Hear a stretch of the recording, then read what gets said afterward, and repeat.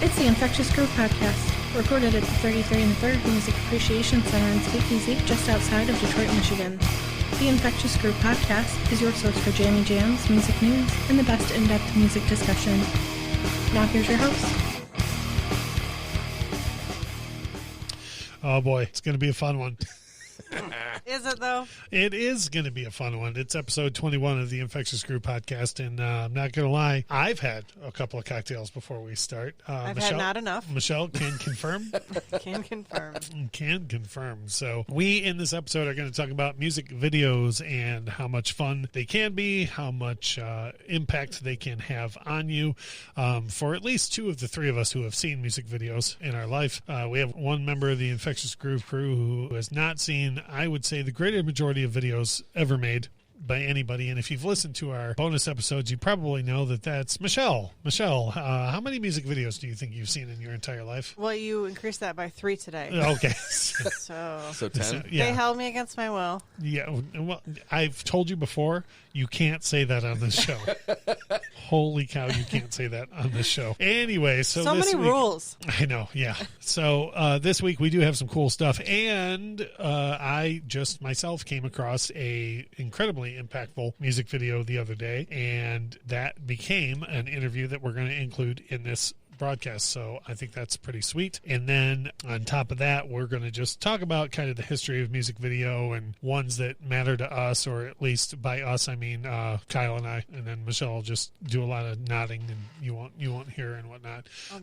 This is a woman who right before we went on air just saw November Rain for the first time in her entire life. So nobody watches music videos. That's not even remotely true. That is a damn lie. We'll get to that in a little bit. Having said that, I do want to remind everybody that we now have our Spotify playlist, which people were asking for, so we put it up on Spotify. You can search for Infectious Groove Podcast Companion Songs, and that will have all the songs that we're going to talk about in every episode every week. So if you hear us say, hey, that video was great, that song was great, you can look up that song list and go, or playlist, and you can listen to those songs. So having said that, we're going to dump right into it. Music news. Not a lot of music news going on this week, but I know of one thing, Kyle. Yeah. Fucking Twitch. Not fucking Twitch. Fucking record labels. Yeah, okay. So Twitch, that's not their fault, but it is the record label's fault. You can no longer play music on Twitch, and everyone's been getting their shit taken down. I don't even know what to do anymore. And I've talked to you guys about this. I've talked about it on the show. How many different ways can I have my hands tied as a music lover who wants to promote their product for them for free? I don't get it. It's ridiculous anymore. I'll welcome all opposing views. If anybody listens to this, if you're an artist and you listen to this and you go, oh, well, you're being ridiculous. How dare you share my music? I just don't understand. And the thing that's going on with Twitch, it's like I say, it's not their fault. They're just a platform. They got to abide by the rules. Yeah, and I just don't. I don't even know what to do anymore. I love music so much that I'm going to promote the product no matter what. So maybe that's what the powers that be are counting on. I don't know. I mean, do either of you have thoughts on that? If you're going to pay for a record, play it so people can hear it, and then they, in return, go and buy that record because they like it so much, I don't understand why that's a bad thing. Yeah, I don't understand that either. And that's where we're at now. And I've heard from tons of content creators on Twitch who have had their accounts shut down, crippled, and these people, all they're trying to do is spread the love of music. So I don't understand it. So if you're listening and you know of another alternative now, we'd all love to be turned on to it. Also, if you're listening and you're a musician and you hate for people to share your music with other people, I'd like to hear why. Yeah, I would like to know why me loving your song, playing it for someone else, and them buying your record is a bad thing. Or if you have a different take on it somehow, if you can spin it another way, I'd sure love to hear that. Having said that, we always talk about music that we love, which leads us to our jammies.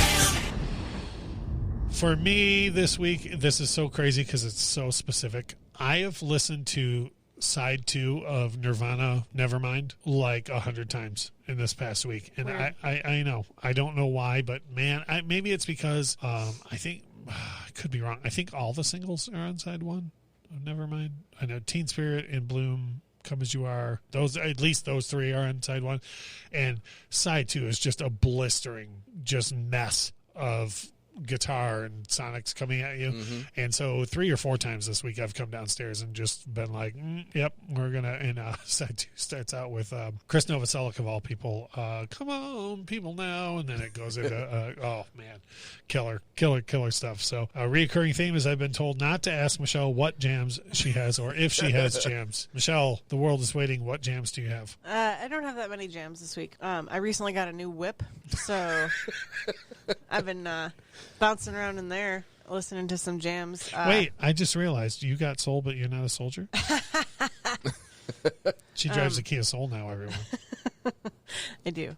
So I have a bangers playlist that I've been really into. It's got a whole bunch of good songs on it. Good as Hell by Lizzo. Take Your Mama by the Scissor Sisters. The Next Episode. Just a whole bunch of it's just been. The Next Episode is such a jam. Such a jam. It is. That I'm surprised none of us mentioned that in our mood episode. It was on my list, but I never got to it, and I was like, but it's like as soon as that starts, you're just like, hands up. Yeah.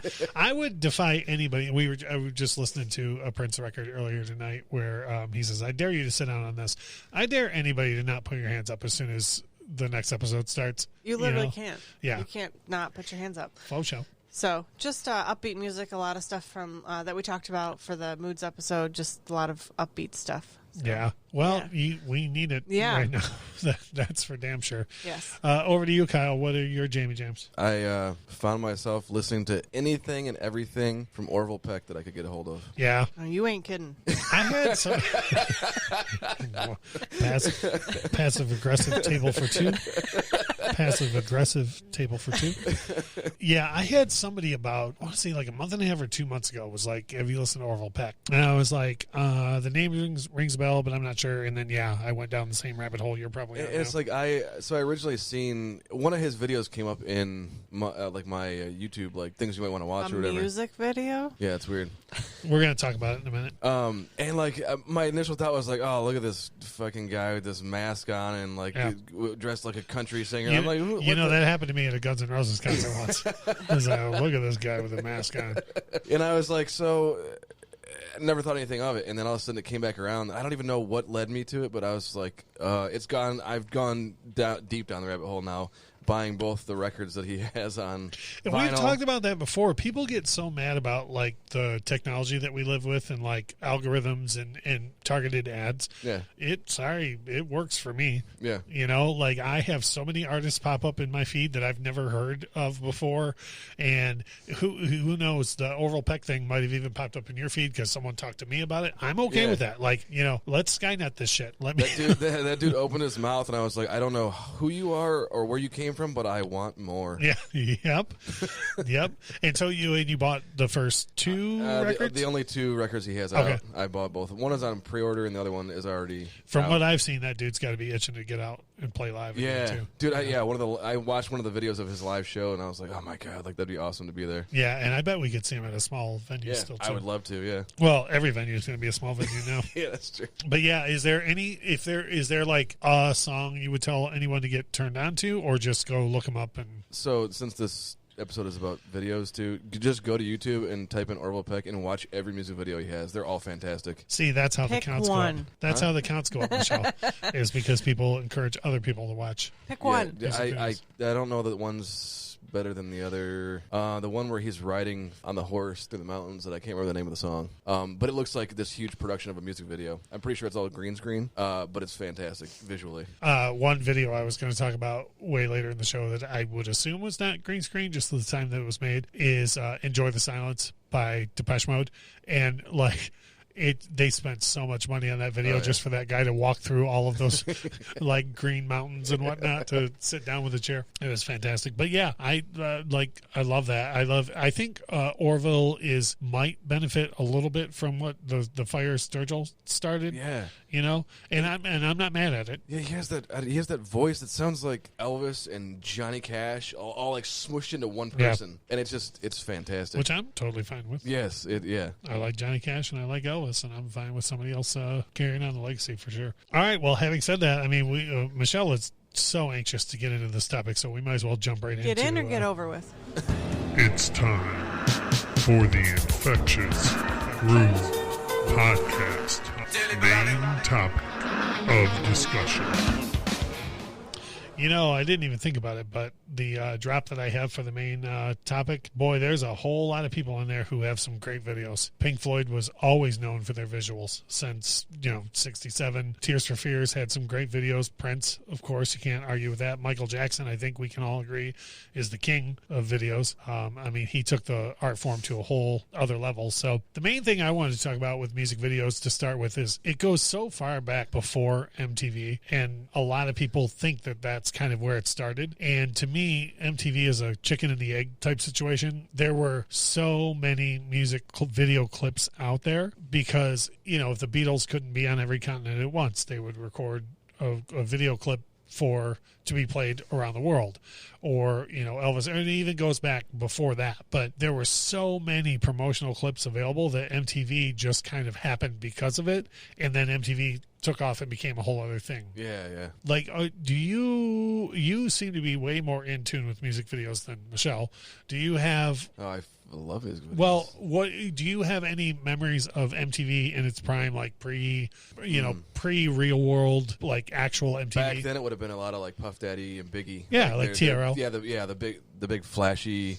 Don't get me. I love myself a good flashy rap video. I think that those videos at that time, and I didn't even have this in my notes. I think those videos at that time, first of all, took a definite page out of Michael's book. Yeah. But they also brought the art form back a little bit from what it became. Yeah. Because in the late 80s, and I love me some late 80s bands. I love, Winger, Poison, Warrant, all those bands. But those guys, music video almost became a tool for the song instead of the song supporting the video. Right. Whereas I feel like what the era you're talking about, like the one that pops into my head immediately is Benjamin's or Can't Nobody Hold Me Down. Those videos, the song supported the video, not the video supporting the song. Does that make sense?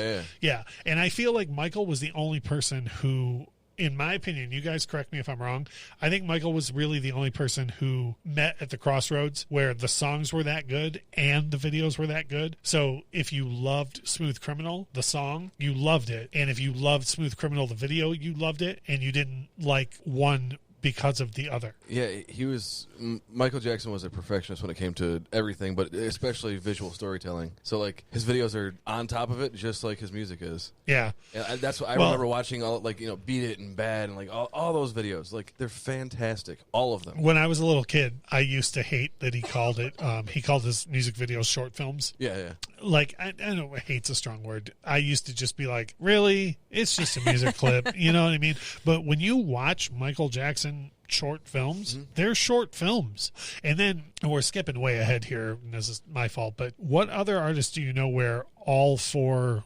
networks stopped at once to show their video? You know, when Black or White came out, literally all four networks were like, wait a minute, we have to show you this. And everything about Black or White is a short film. Yeah. And he had pioneered that. I feel like he brought the medium way up above where it was before he got involved. Yeah. I mean, that's how I feel.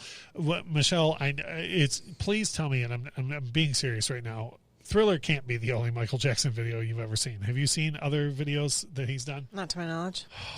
Oh, wow. I've no chance. That's what you got. For those who don't know, we've decided that No Chance in Hell, Vince McMahon's theme song, is Michelle's music. You've never at least seen the Smooth video Criminal, for The Way You Make Me Feel? Billie Jean. You've seen the video for The Way You Make Me Feel. No, I've seen Center Stage where they do that song. Center Stage. It's a movie.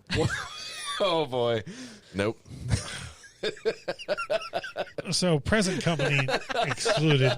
Let's talk about how important Michael Jackson was to music video. Did you know that? Oh, I've seen the one with Janet Jackson. Scream? Yeah. Fantastic. I love that video. Were you aware that MTV refused to play, or not refused, but didn't play African American artists until Michael Jackson came around? No, I did not know that. And I didn't know that either. So CBS Records gave it the old, hey, you know how Billie Jean is the biggest single on planet Earth, and I bet you'd love to play that clip? What you say you play some Pointer Sisters and some Rick James and whatnot? And they came to a standoff where MTV didn't want to lose the standoff. So in order to get the Billie Jean clip, they had to agree to play these other artists of color. That's and crazy. If you go back and you look at the history of MTV up till that point, there was no faces of color being played That's at all. crazy. And it took CBS Records standing up, and again, they're holding 4 aces in their back pocket, right? Right, Yeah. I mean, they've got everyone wants to see everyone but Michelle wants to see the video to Billie Jean. So they had 4 aces in their back pocket and they played it and they stood up for what was right. And what I love was that Michael could have been exclusive at that point and could have said, it's just going to be about me. And he wanted to make sure everybody was included. Right, yeah. Which I thought was fantastic. I love that when the gateway opened, MTV really became a melting pot at that point. Yeah. If that hadn't happened with CBS Records, I'm going to get the date wrong, but I think the video for Billie Jean was around May or so of 83. If that hadn't happened in 83, you don't get the memory you're talking about of Puff Daddy and the Family in 98 or 99, right? Yeah. Now, I know Michelle skipped over all of that, but all of it happened, I promise. What do you mean I skipped over it? Like, just the fact that you haven't seen any other Michael Jackson video outside of Thriller is, and I'm not kidding, I've known you for almost 20 years now. I'm literally astounded that you haven't seen any of his other videos outside of that. That's astounding to me. And I'm not like coming down on you like, that's just not how you consume music, I guess, in any way, shape, or form. I use my ears. I don't need my eyes. I can confirm that as she just watched.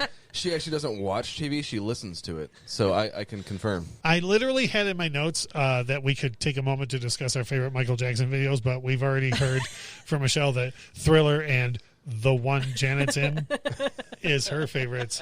I can't believe I didn't say favorites. How have you Those are the never ones I've seen the seen. video for The Way You Make Me Feel? I don't watch music videos. Smooth Criminal, Unless it was on remember TRL the time? Unless it was on TRL in the early 2000s, like when I was in high school, I did not watch music videos. I've seen all the small things. Okay.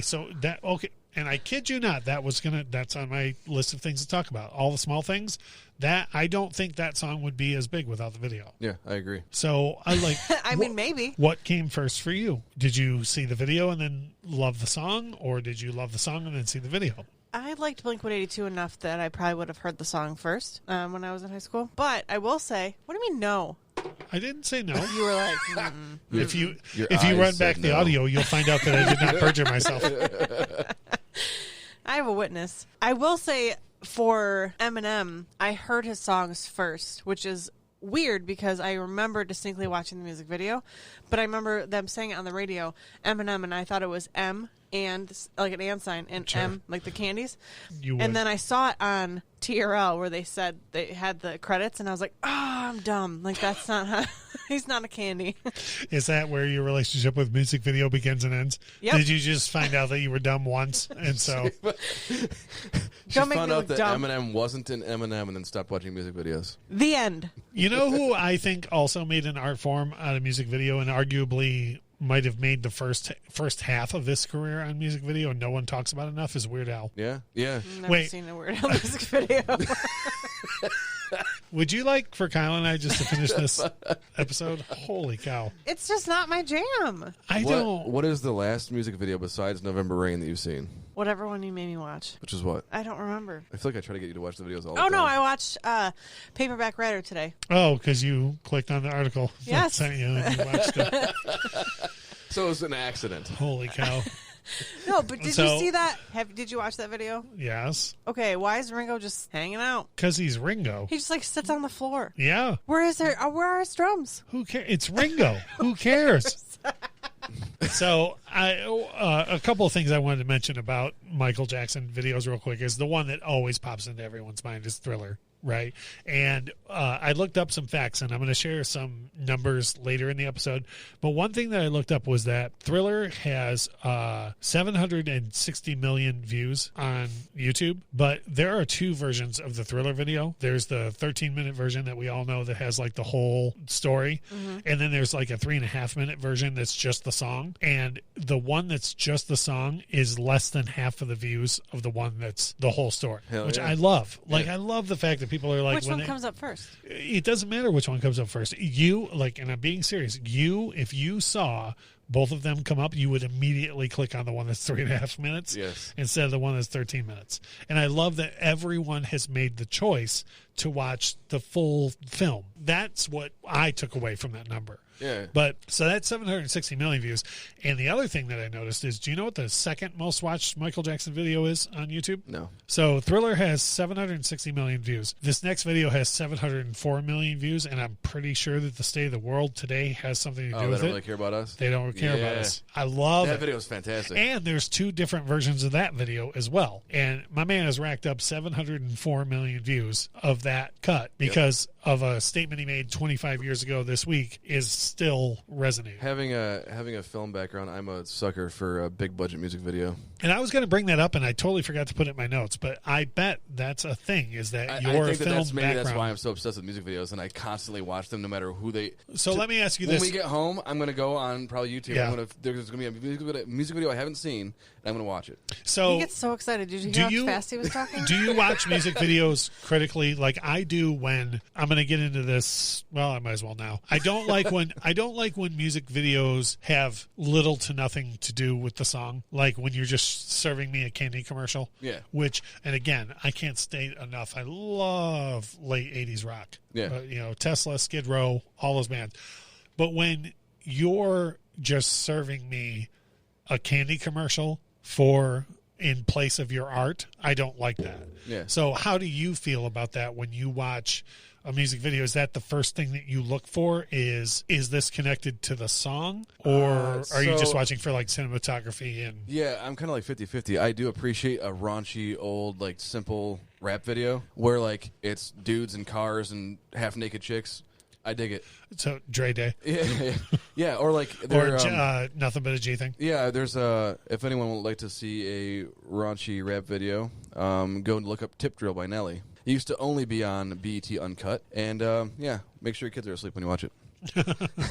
Speaking of kids being asleep, I think that, and this is an offshoot of the late 80s where the videos made the song and the song had less to do with it. Aerosmith, Get a Grip, I love that record. I think that entire record was launched from the videos. Yeah. The Crying, Amazing, and Crazy. Yeah, totally. Like those people, but you've seen those videos, right, Michelle? You've seen The ones with Alicia Silverstone? Yeah, you've seen them. Yeah, I think when we talked about So, like, I know about a lot of music videos, but I don't know that I've seen them, like, beginning to end. And if I have, it's one time and I don't remember it. Well, those videos, in my opinion, and I love that record, but I think that people remember that record fondly because of those videos. Yeah. But I also think that that's where the intersection of art and commerce meets, though, because those are great songs on their own. Yeah. If those videos had never happened, and then that makes me wonder about in the late 90s, or within the last 10 years, Aerosmith put out a record called Music from the Outer Edge or something. Somebody's going to correct me, but it's something like that. And there were no videos for that record. It makes me wonder if anybody would have cared more if there were videos for that record.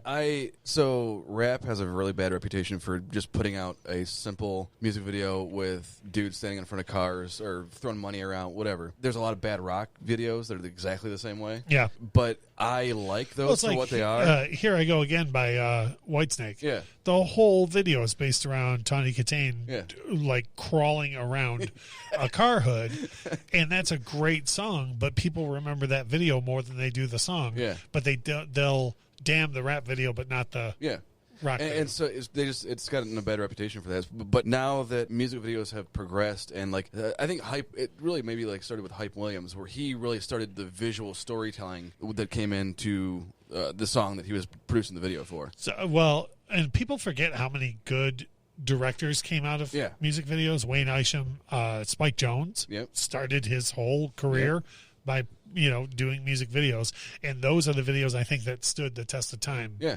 And like More than Hype others. Williams took those. And I'm looking directly at you because there's no reason to even discuss someone else in the He room. took those simple, flashy videos and had a huge budget and made them into these huge productions. And he really like launched. I think there's lots of directors that have done stuff, but like it turned what would be simple and plain or generic into something like spectacular that you wanted to watch. Right. Yep. And I'm very much now like the Lumineers, their new album 3, I think it's called. Didn't you say they made a record? They put a video for out for every single song on the record, released the videos a week apart from one another.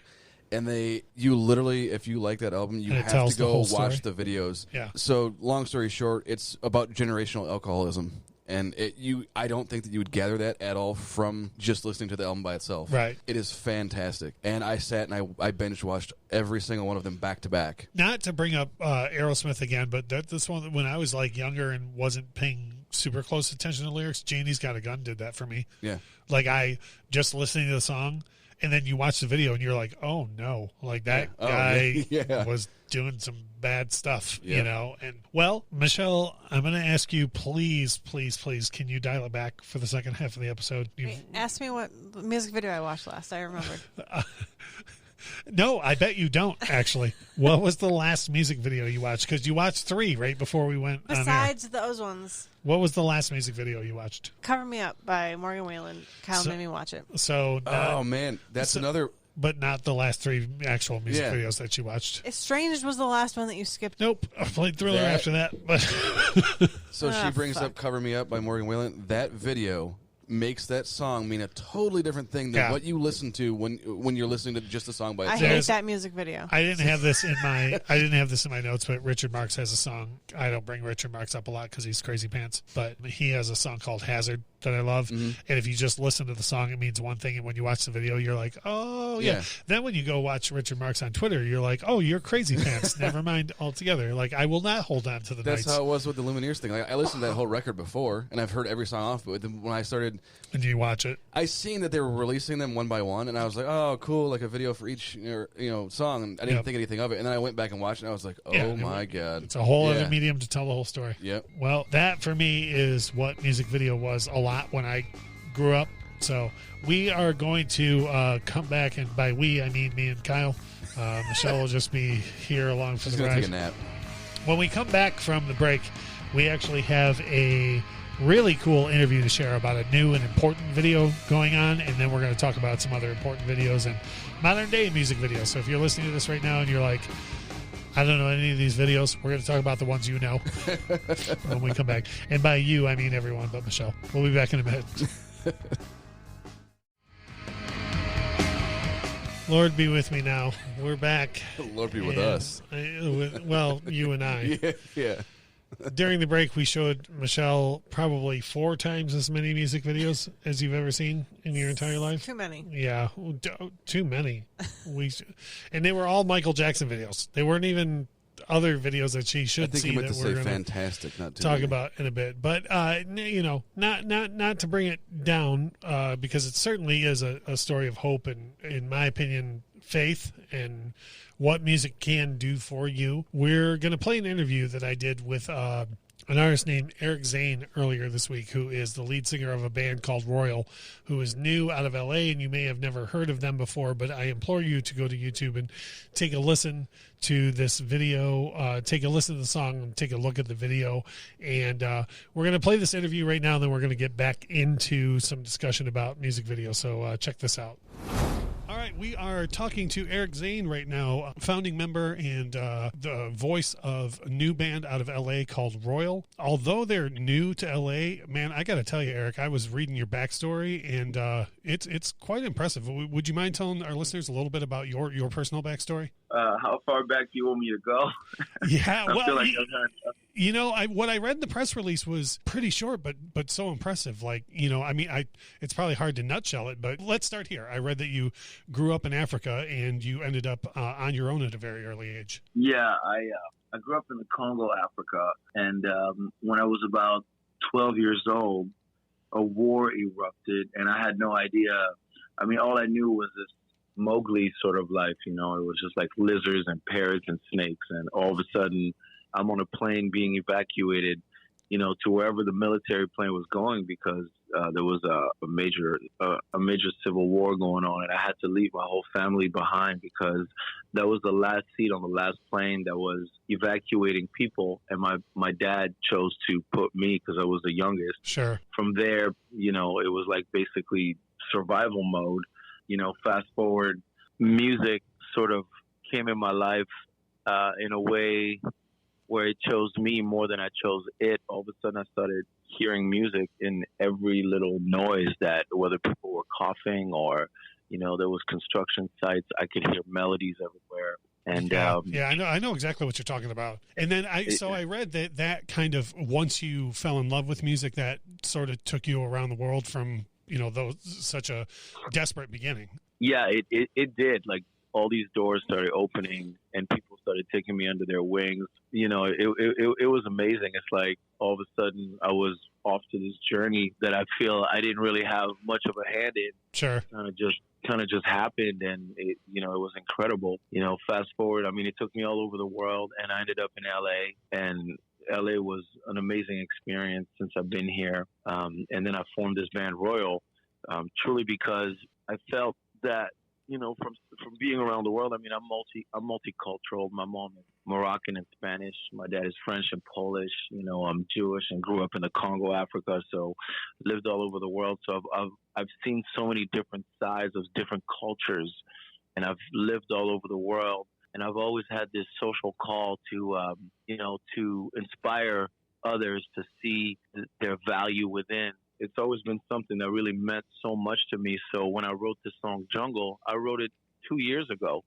And what's amazing is that, like when I listen to the lyrics that I wrote, you could basically, it sounds like I just went into the LA riots and walked around and just basically said what I was observing. Exactly. Yep. And that, that's actually, I kid you not, that's the next question that I had on here was, from what I understand, this song was written a couple of years ago, and I'll get into it in a little bit, but the song in the video really hit me in a special kind of way yesterday. But what was it that originally inspired it? Because like you said, if somebody listens to this song right now, they're going to go, oh, well, this guy wrote this over the weekend, but you wrote it a couple of years ago. So what was the original inspiration? It was that I've always felt like a misfit. I've always felt like I don't belong. I've always felt different. And, that's always something that I carry with me, because like I've never had a high school best friend. I've never had a prom. I've never had all these things that most people have, Sure. Like I was on my own since I was 12. And when I left, I didn't know if my parents were dead or alive. I basically said goodbye. I was ripped,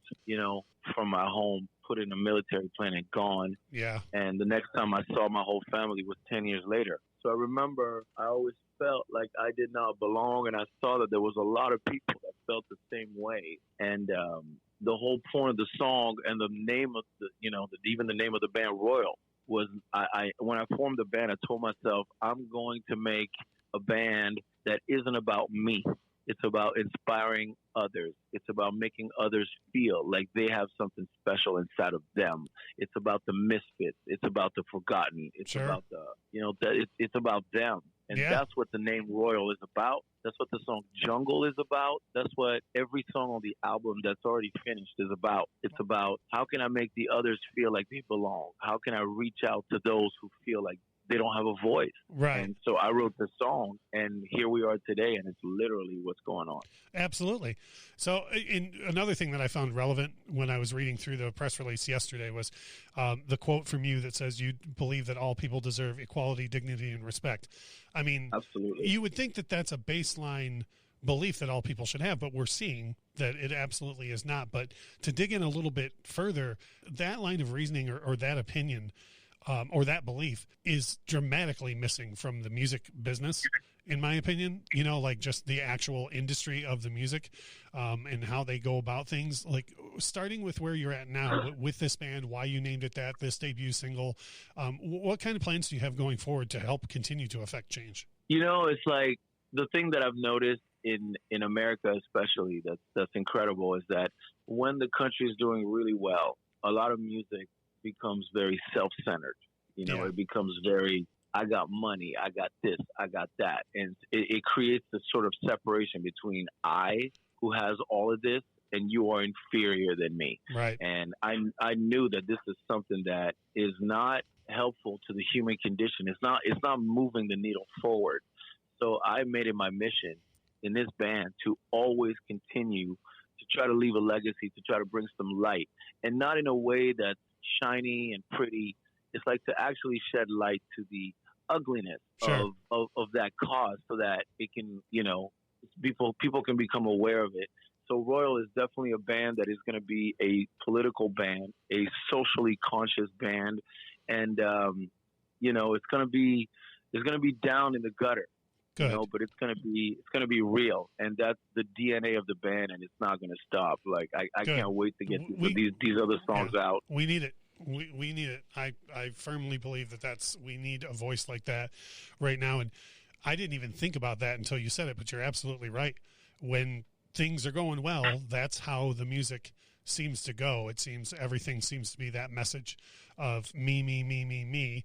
And I like I say, I got to tell you, I really like that you're going against that with what I've seen so far. Thank you. I appreciate it. Oh, thank you for doing it. I'm going to get back into the video in just a minute, but I want to ask you something about your unique perspective, having been around the world.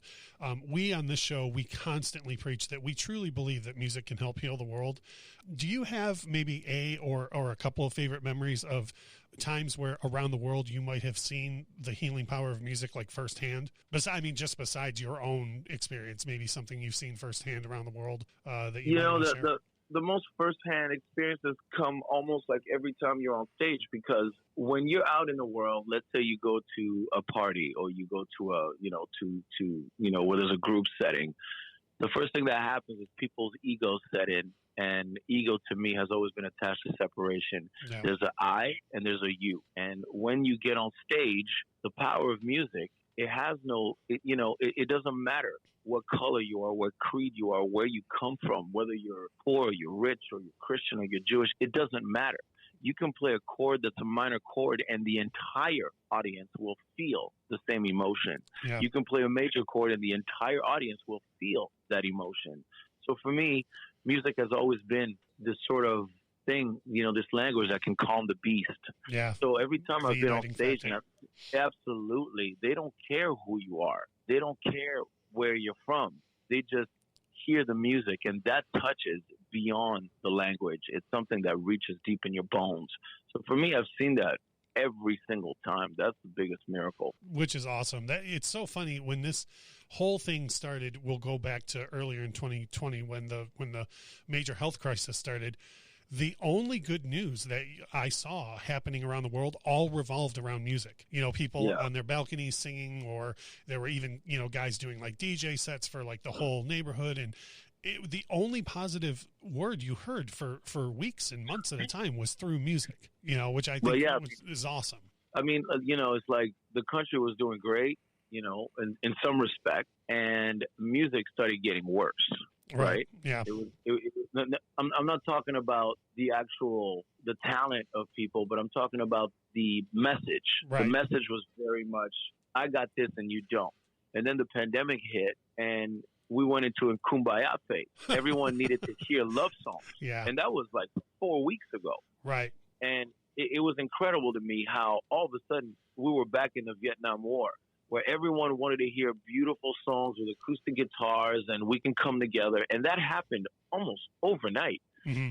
Music was called to come and heal the world. That was amazing. And then here we are 4 weeks later, a different form of healing the world came where it was just more aggressive. So I had 3 people come to me and be like, hey man, you should release Jungle. And for some reason I hadn't thought about it. And I was like, wow, that's true. If I had released Jungle 4 weeks ago when the pandemic hit, it would have made no sense. It would have been too aggressive for the climate. And one of my best friends, Tony, who basically put this video together, and he did it without even telling me. That's the part that's amazing. I had all these people call me and tell me you should put out this single. And then Tony basically called and said, hey man, I went to the LA riots and I shot this.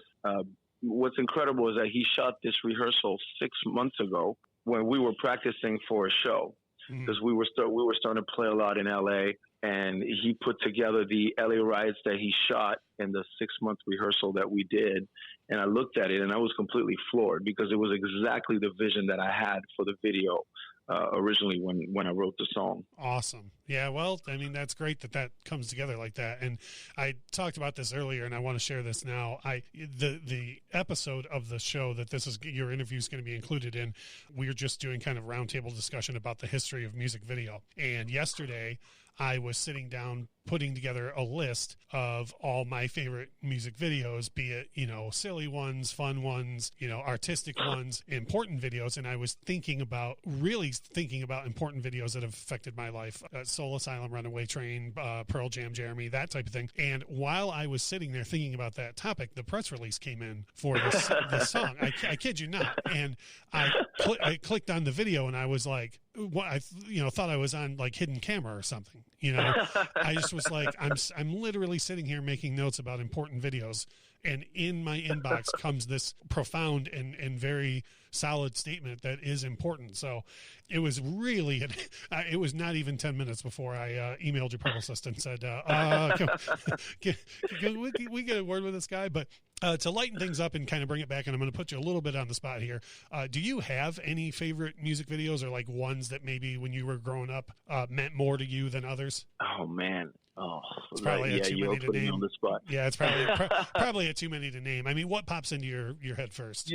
My brother used to be. He was my music educator, right? Because he was a DJ, and he used to play me all these old school videos. Mm. And the first one that popped in mind that I remember was amazing was "It Ain't Over Till It's Over" by Lenny Kravitz. Oh, right on, yeah. I love some. I don't know. I love some Elvis Presley videos. I mean, I don't have some of the videos that really stick to mind was he used to play me some NWA videos, like all these videos that just, I don't know, they just bleed truth. They bleed, authenticity. Yeah. Yeah. I mean, what's funny about being an artist is that I spend so much time creating that I don't spend a lot of time consuming other music. I'm always creating new stuff that is like, I'm drawing a blank when it comes to I hear you, but things like that. You also named some solid ones. I just spun that Lenny Kravitz cut the other night and forgot about the video until you mentioned it. And I actually happen to be a huge Elvis fan, and I love a lot of his concert performance footage that's out there from like the early 70s. Right. Yeah, and I'm constantly showing that to people because it's, you can see the passion that he had for music in those performances. And so, like you said, it just kind of comes through. And of course, obviously the NWA videos I'm not surprised that they would resonate with someone like yourself, So, well, listen, brother, we really appreciate your time. I can't tell you enough how much we stand with what you're doing. For those listening to the show, the name of the band is Royal. The name of the single is Jungle. The last question I have for you alluded to it a little bit earlier. I don't have to ask if you have more music. You do have more. When is the rest of this coming out so we can check it out? I'm so excited about this album. We've been waiting for the right time to put out our first single. And, it came on the back of this tragedy, but I felt like it was an important time to release. Absolutely. I think that the next single should come pretty soon, like within a couple months, because the response for Jungle has been so incredible. So incredible. It's just been every single person has been dying to share the video, which we're very grateful for. Yeah, you'll be hearing a lot now because now that we're out of the cave, I think that we're going to come in hard and we're going to spread our message as quickly and powerfully as possible. So I would say within 2 months, there should be another single. Awesome. Well, we are definitely looking forward to it. We're going to do our part to spread the word on the video. I shared it on my personal Facebook page as soon as I saw it yesterday. And, of course, we promote this episode all over the place, so we'll make sure to include it with that as well. But yeah, it's already off to a firecracking start. It doesn't really need our help, but we're happy to put our voice into the mix as well. So thank you so much. Well, you're welcome, man. And Eric, we thank you so much again for your time and energy and to the cause in general, to putting music out there that is positive, and most definitely for spending some time with us today. Thank you, Russ. I kid you not. I said it in the interview. I literally was sitting on the couch trying to figure out, like, oh, these are fun videos, these are memorable videos, like these are monumental videos. And then when I got to ones that were super important that make a political statement, the press release comes in for the song. And I clicked on it and I sent it to you guys immediately. That's so weird. Yeah, it was literally a cosmic moment. And I sent it to you guys immediately, and as soon as you watch it, you're like, whoa. Yeah. I get that. Yeah. And this is super important right now. And music videos that I think have been important in the past was Jeremy by Pearl Jam, Runaway Train by Soul Asylum. Those were, at least for me, were touchstones where I've seen both of those. Those people could have had a huge hit regardless of the video and chose to make the video a thing to Yeah. make, their statement. And another one, we touched on this earlier, but They Don't Care About Us by Michael Jackson. That guy could have done, he's done everything there is to do in videos and could have done anything he wanted to do with that video and chose to make it a statement. And I think he's getting paid back in karma today. Yeah. Absolutely. Like I say, with the song, being his second most viewed video Right. Yeah. on YouTube. As far as YouTube goes, you would be surprised at the number of views that, and I should say you, Michelle, would be surprised at the number I of views. frequently recite to her the numbers on videos, and she's like, I don't understand. Well, like Guns N' Roses, November Rain has 1.3 billion views. With a B? Yeah. And again, I referenced this earlier on Thriller, but, that's a 10-minute music video that people are watching enough to give it that many views. Sweet Child of Mine, which is very much, it's just them in a rehearsal space playing the song. It's not anything, it's not making a statement for sure.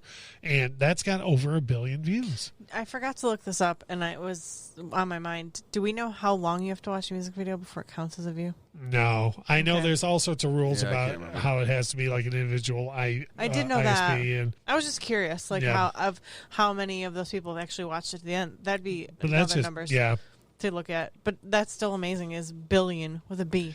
I want to mention this because I'll totally forget if I don't by the end of the episode. And I sincerely doubt that. Well, I know you haven't, Michelle, but You don't know me. I don't know if you've ever seen it, Kyle. But there's my all-time favorite music video by anybody ever is for a song called "Imitation of Life" by REM. Have you ever seen this video? I don't know. Okay, I'll show it to you right after the show. For anybody who hasn't seen this video, it's brilliant. It's and I'll show it to you, but it's like it's a wide pan shot, and as a cinematographer, you would love this. It's a wide pan shot of there's like 30 people in this thing, and it's only 8 seconds of film, but everybody in the shot is doing something to do with the song, and they keep digitally zooming in and out of the video. Yeah. People are lip syncing to the song, and then they'll reverse the video and zoom out and zoom back in, and somebody else in reverse is lip syncing to the video. Yeah. It's amazing, and it's one of my all time favorite REM songs. Yeah. And then to put that brilliance behind it video wise is awesome. So, Oh, yeah. what about the last 20 years? The big thing that I find about the last 20 years that's odd for me is that there are gargantuan numbers going up for music videos. Oh, yeah. But no one talks about them. I have a funny and sad story for you. When I came out of film school, I originally wanted to move to LA and like get into the business that way. Didn't do that, but then I was like, I really want to do music videos. Like, it's still a thing. Mm-hmm. Like, and then like it kind of faded away where like no one really cared about them. For like So a I point have in my time. notes, I feel like they almost went completely Yeah. away. And then the lyric video came out of nowhere. Like the first lyric video I ever saw was, and I'll be friendly about it, Forget You by CeeLo. That was the first lyric video that I ever saw. And then like Matchbox came out with a single and Bon Jovi came out with a single, and it was the lyric video. Yeah. And that got attention. Like people I know were talking about the lyric videos. But then full-on music videos made a comeback. So I just was like, well, there's Wait, real quick. I'm sorry. I need a sidebar. Is it sad because you didn't go to L.A. and then you ended up meeting Michelle, and so now your life is sad? Is that No, it's just sad that because that's real sad? I'm sitting right here. Oh, I'm sorry. We were having a discussion between people who have watched music videos, I've seen music videos. and I didn't even know you were there the whole time. Damn. Need You Tonight, In Excess. Ever seen the video? Okay, you can name Money a whole for bunch. Nothing. Dire Straits. Ever seen the video? Nope. Any number of Weird Al videos. Smells Like Nirvana. Ever seen it? Smells like Nirvana. Amish Paradise. Amish Oh, Paradise. I've seen that one. Oh, she's seen that one. Okay, I'm sorry, Kyle. Go on. So you wanted to move to L.A. The lyric video happened, and then Well, so I really, really convinced myself that it wasn't going to be a sustainable thing anymore. So I was just like, fuck it. And I just didn't pursue it anymore. And then fast forward to now, and like there's a company called Lyrical Lemonade, and Cole Bennett is the guy who like runs it, started it. And he is a director and a producer, and like this kid's like 22, 23 years old, and is doing music videos for the biggest names of like musicians you could think of. So I'm of two minds about this, though, and I put some numbers down here because I want to throw these out here. Here's some modern music videos that have over 1 billion views on YouTube. See You Again, Wiz Khalifa. Oh yeah. Shape of You, Ed Sheeran. Girls Like You, Maroon 5. 1 billion. Despacito. Oh yeah, Oh, that was the biggest song. Is your Bieber fever gonna No, flare up? that was just a huge song at one point. I didn't want to be a trigger. That's the most. Despacito is the most watched music video in the history of YouTube. Okay, so now I just said November Rain's got over 1.3. All these other songs are over 1. Does anybody want to guess? You might know this. Does anybody want to guess what the number is that video's been watched? I have no idea. 6.8 billion times. And I think that was the song that Justin Bieber cut shit over because he was like very terribly trying to speak Spanish. Probably. I think so. I don't know. How many people are on Earth? So here's my question. Because yours is dumb. That's not a dumb question. No, I'm just I want to kidding. know the percentage of people there are to the percentage that watch this video. Side note, I'm watching my They're cat not crawl my relative to records each and other. He's going to get hit. They're not relative to each other. What do you mean they're not relative? 6 billion individual people haven't watched that video is the thing. But I thought it was. No, because you can use your phone, you can use your tablet, and you can use a computer all together at the same time, and they count for 3 views. I thought it was the IP address. They all have separate IP addresses. Not if you're using the same internet. Yes. That's a whole nother. That is a whole nother conversation. So here, okay. So hold Oh, on. Let damn it. me try and tie this together.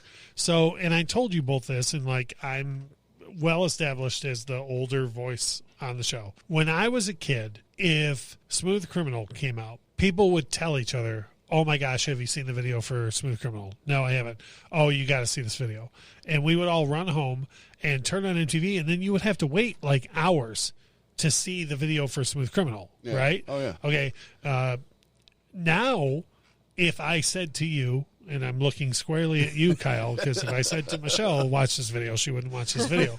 If I said, hey, watch this video, I can get my phone out and we can watch the video right then, right? So, but here's the thing, and this is my question. Why was everyone talking about music videos back then and no one is talking about them now? I love Shape of You. I own that record. I play it quite a bit. I've never seen the video for Shape of You. I've never seen the That's video not the for. one where they're dancing, is it? No. Okay. I've never seen that's probably Thinking Out Loud. If Yes. I was to Yes, guess. Thinking Out Loud. I've seen that one. But I have to guess because I've never seen the video for Yeah. Thinking Out Loud, right? Girls Like You. I love that song. I mean, it was a lot of money to Phil Collins for that song, but I still love that song. I've never seen the video for that song. Despacito. I've heard it maybe twice in my life, and I've never seen the video for that song. Maybe it's just me, but I've seen the videos for all these songs. But how? Okay, so how is your network different than? Okay, let me say this. So Maybe I'm wrong. I don't know how to track this, but Thriller was the greatest thing in the history of the world in the 80s, right? Yeah. Okay. I guarantee you there's no way Thriller was played 1.3 billion times over the airwaves from 83 to 90. Right. Okay. So how is it that word of mouth carried that to where it became a big cultural thing? And now this other video has 6-point-something billion views, and people like me haven't even heard anyone else go, "Oh, you got to see this video." I think technology and YouTube carries what people watch, the influence of what people watch now, instead of people telling one another, "Hey, go check out this music video." Okay. If you go and search for something that you might want to see, like if you want to go look up Post Malone on YouTube, it's going to recommend a whole bunch of other shit to you, and then you end up looking at it, you're like, oh, and then you end up finding out things that exist that you had no idea existed. Mm-hmm. So it creates this dynamic to where you don't have a person telling you what you should go watch, you have a algorithm telling you what you should check out based upon what you've already been checking out. Yeah. And Those numbers seem astronomical to me. and it's Like, those numbers hurt my brain. You know what I mean? Yeah. Like, I can't imagine 6.8 billion people being about something and everyone not talking about it. yeah, and Because again, and I don't have a way to say this for sure, but like Thriller was a cultural phenomenon. Yeah. And without that, surely not 1 billion, let alone 6. Yeah. And everyone I know was talking about it. And so the reason I don't talk about music videos a lot, even though I watch them every day of my Is life, because you live with Michelle? that's part of the reason. Because I already, No, he still talks about it every I day. get shot down by her first, so I just stop after that. No, but like I don't think a lot of people appreciate them for the same reasons I do. So I don't bother with it. Yeah. And like I watch music videos for all sorts of reasons. Like the Lumineer stuff, it's fantastic, and I watch them all at one time. And I also like shitty music videos that like are just cars and money and crystal, and it's just fancy. Sure. Whatever.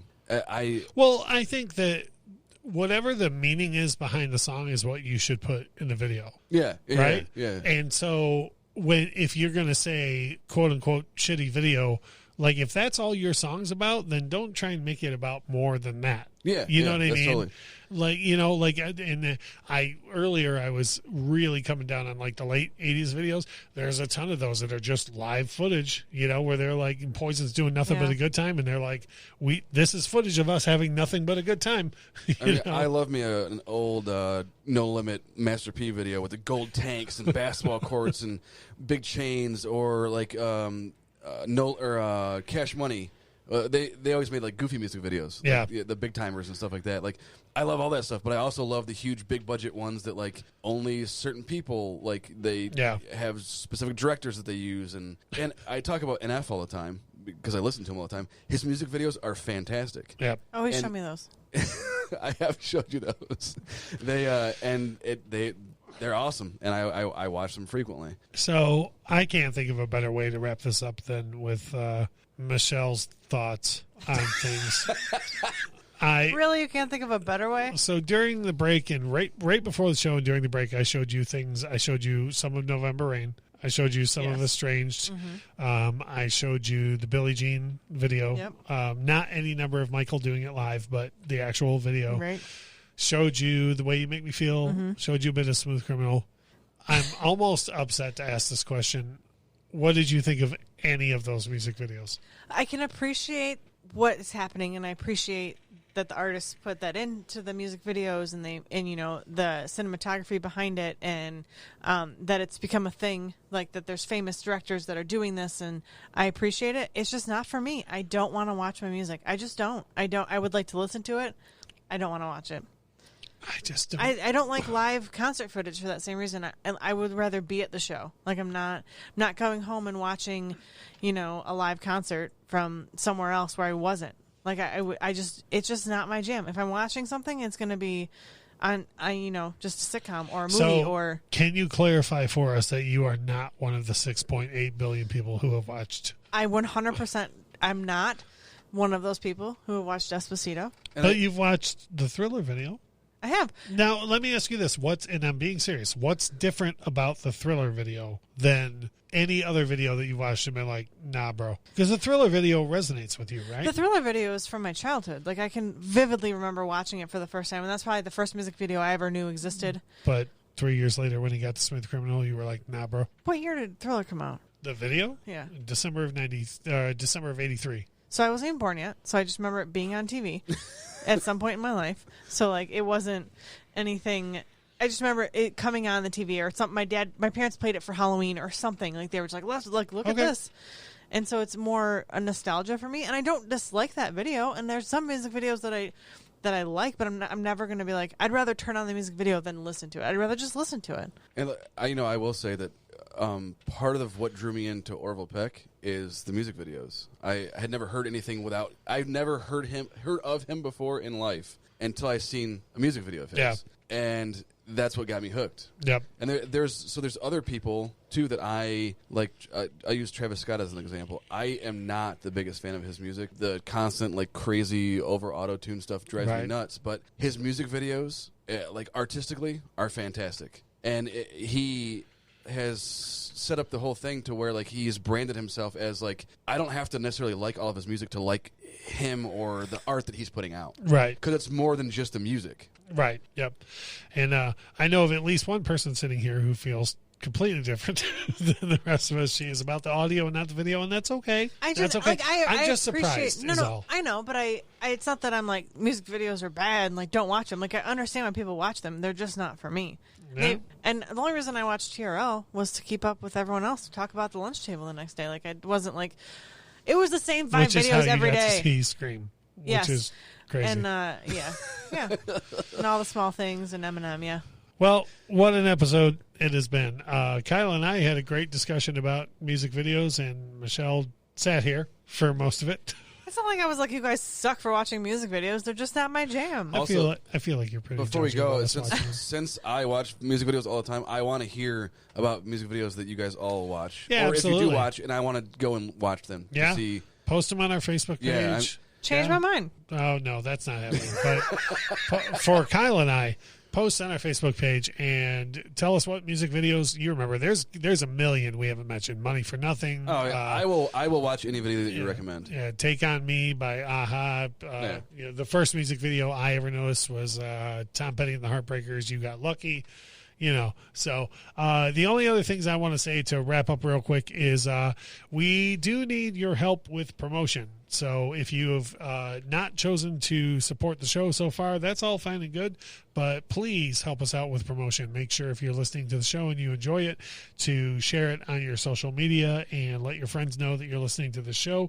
Tell your friends. Tell your friends about the Spotify playlist. Make sure that you subscribe to it as well, because many people asked us to make that. So, and Michelle will make that playlist for everybody. That's good. But then you'll just get to listen to it, though. You won't have to watch it, which will be Perfect. sweet. I've heard all these songs. I just want to make that perfectly clear. Yeah, I know. And then we also have a website coming for you soon, which is pretty sweet. So we will talk to you about that more in the future. The last 2 things I want to say is that the next week we are going to talk about music and politics, which is a pretty heavy subject Yowza. right now. And the last thing that I always want to say is without music, life would be a mistake. Bye. Bye. Podcast is hosted by Russ Robinson, Kyle Whipple, and Michelle Koselecki. Produced and edited by Russ Robinson. Intro and outro music composed by Chris Kimmel. Opening credits read by Stacey Robinson. Recorded with a Rode Podcaster Pro and Rode Pod mics.